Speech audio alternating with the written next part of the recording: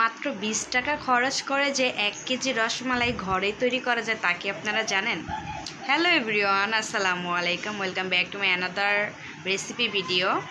আজকে চলে আসলাম রসমালাই রেসিপি নিয়ে। জি হ্যাঁ, একদমই ঠিক শুনেছেন, মাত্র 20 টাকা খরচ করে আজকে আমি 1 কেজি রসমালাই তৈরি করব। কিভাবে তৈরি করব সেটা A to Z tip and tricks সহ আজকে রেসিপিটা শেয়ার করব। ভালো লাগলে বরাবরের মতো আমি অনুরোধ করব সবার কাছে, যারা এখন আমার ইউটিউব চ্যানেলটা সাবস্ক্রাইব করেনি প্লিজ একটু সাবস্ক্রাইব করে দেবেন, আর যারা এখন আমার ফেসবুক পেজটা লাইক ফলো করেনি প্লিজ লাইক ফলো করে দেবেন। ভিডিওটি কেমন হয়েছে অবশ্যই কমেন্ট করে জানাবেন। নেক্সট কোন রেসিপিটা শেয়ার করব সেটাও কমেন্ট করে জানাবেন। তো চলুন শুরু করা যাক। তো এখানে আমি 10 টাকা দামে দুটো গুঁড়ো দুধের প্যাকেট নিয়ে নিয়েছি। আর এই গুঁড়ো দুধের প্যাকেট সব জায়গাতেই পাওয়া যায়, চায়ের দোকান, মুদির দোকান অথবা সুপার শপ, যে কোনো জায়গাতে তোমরা খুব সহজে পেয়ে যাবে। তো দুটো প্যাকেট নিয়ে নিয়েছি, প্যাকেটগুলোকে ঝাঁকিয়ে একটু আলগা করে নিলাম। তারপর হচ্ছে একটা কেচির সাহায্যে মুখটাকে কেটে নিচ্ছি। তারপর একটা ছড়ানো প্লেটের মধ্যে এখন এই গুঁড়ো দুধগুলো আমি প্যাকেট থেকে ঢেলে নেব। তোমরা এখানে চাইলে যেই কোনো ব্র্যান্ডেরই গুঁড়ো দুধ ব্যবহার করতে পারবে, তবে একটা জিনিস মাথায় রাখতে হবে, গুঁড়ো দুধগুলো যেন ফুল ফ্যাট মিল্ক ক্রিম হয় সেটা। তারপর এখানে আমি দিয়ে দিলাম 1/4 চা চামচ পরিমাণের বেকিং পাউডার। অবশ্যই এখানে বেকিং পাউডার ব্যবহার করবা, বেকিং সোডা না। তো আর 1 চা চামচ পরিমাণে দিয়ে দিলাম ঘি। আর ঘি, বেকিং পাউডার দিয়ে এখন এই মিশ্রণগুলোকে খুব সুন্দর করে আমি হাত দিয়ে মিক্স করে নিচ্ছি। আর স্ক্রিনে দেখে বুঝতেই পারছো আমি কাজটা কিভাবে করছি, একদম আলতো হাতে করবে, কোনো ডলাডলি করা যাবে না, ঠিক আছে? তারপরে এখন এই শুকনো উপকরণগুলোকে খুব ভালো করে আমি হাত দিয়ে ঘষে ঘষে মিক্স করে নেব, একদম ঝরঝরে হবে। দেখো স্ক্রিনে দেখে কিন্তু বোঝাই যাচ্ছে। তো আমার এটা মিক্স করা হয়ে গিয়েছে। এদিকে আমি নর্মাল টেম্পারেচারে থাকা একটি ডিম বাটিতে ভেঙে নিয়ে নিয়েছি এবং একটা কাঁটা চামচের সাহায্যে খুব ভালো করে ফেটিয়ে নিব, যাতে করে কোনো ধরনের দলা না থাকে। আর অবশ্যই এখানে নর্মাল ডিমটা ব্যবহার করতে হবে, কোনোভাবেই ফ্রিজের ডিম বের করে ব্যবহার করা যাবে না। ফ্রিজের ডিম থেকে যদি ব্যবহার করো তাহলে আধা ঘন্টা আগে বের করে রাখবে ফ্রিজ থেকে।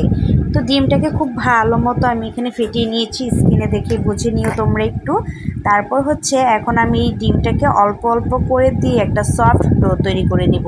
মিষ্টি বানানোর ক্ষেত্রে কখনোই কিন্তু তাড়াহুড়া করা যাবে না, অনেক সময় এবং ধৈর্য নিয়ে মিষ্টি বানাতে হবে, তাহলেই কিন্তু একটা পারফেক্ট মিষ্টি তোমরা পাবে। তো এখানে কখনোই একসাথে পুরো ডিমটা দিয়ে দিবে না, তাহলে কিন্তু মিষ্টির ডোটা একদমই পারফেক্ট হবে না।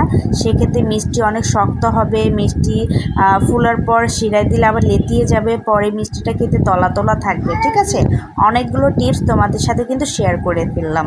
তারপরে অল্প অল্প ডিম দিয়ে এখন আমি একটা সফট ডো তৈরি করে নিচ্ছি, একটু স্টিকি থাকবে প্রথমে, তারপর যখন এটা আমরা 5 থেকে 10 মিনিট রেস্টে রাখবো তারপর এটা ঠিক হয়ে যাবে।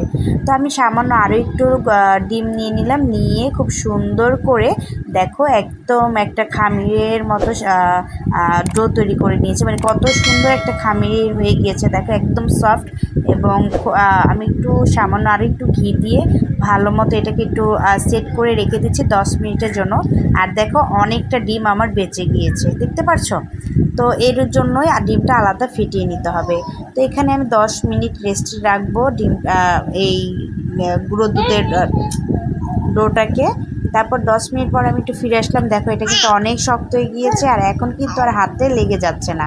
হাতটা আমি ওয়াশ করে আসার পর দেখো হাতে একদমই লেগে যাচ্ছে না, আর কতটা পরিমাণে সফট হয়ে গিয়েছে।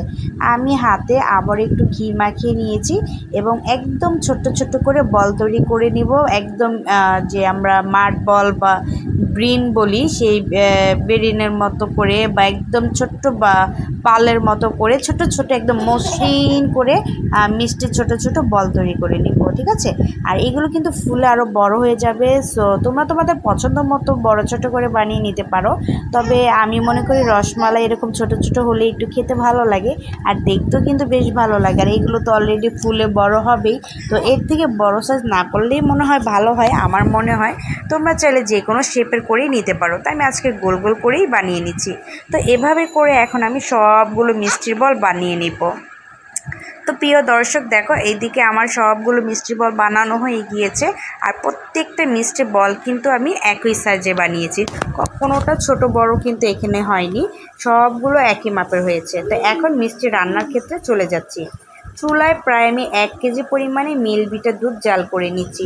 দোকানে যে প্যাকেট জাতের দুধ আছে সেই দুধটা এখানে আমি তোমরা চাইলে এখানে গরুর যে খাঁটি দুধ সেটাও ব্যবহার করতে পারো, তবে আমি প্যাকেট দুধটা হাতে কাছে ছিল বিধায় ওইটা দিয়ে আমি করে ফেললাম।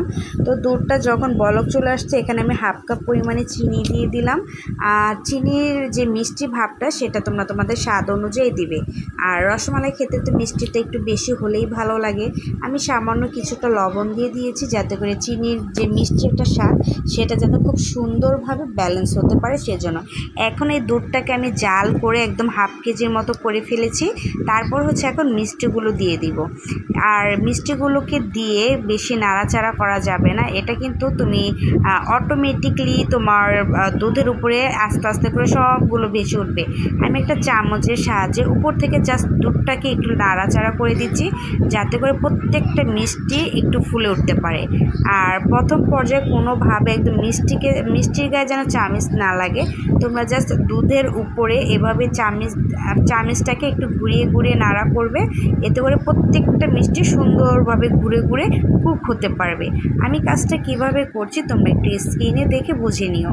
তো দেখো কত সুন্দর করে মাশাআল্লাহ প্রত্যেকটা মিষ্টি ফুলে উঠেছে আর একদম পারফেক্ট।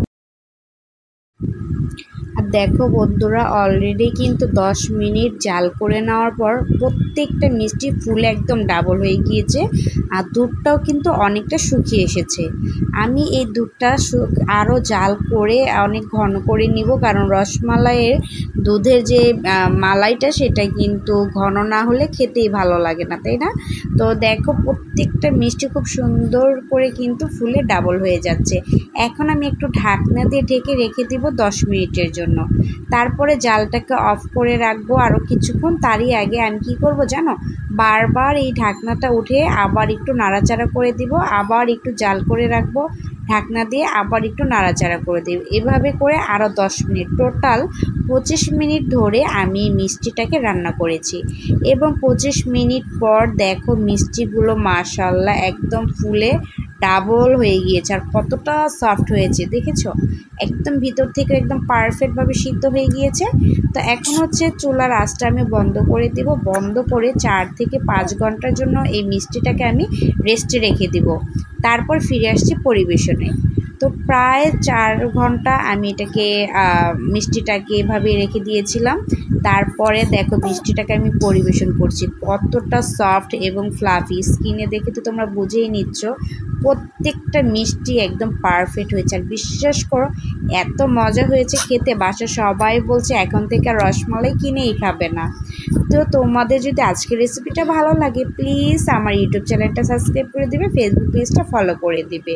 আচ্ছা বন্ধুরা তোমাদেরকে আমি একটা মিষ্টি কেটে দেখাই, দেখো ভিতরটা কতটা সফট এবং ফ্লাফি দেখেছো, এবং কত সুন্দর করে সিদ্ধ হয়ে গিয়েছে। আর বিশ্বাস করো খেতে এত মজা হয়েছে তোমরা বাসায় ট্রাই না করলে বুঝতেই পারবে না।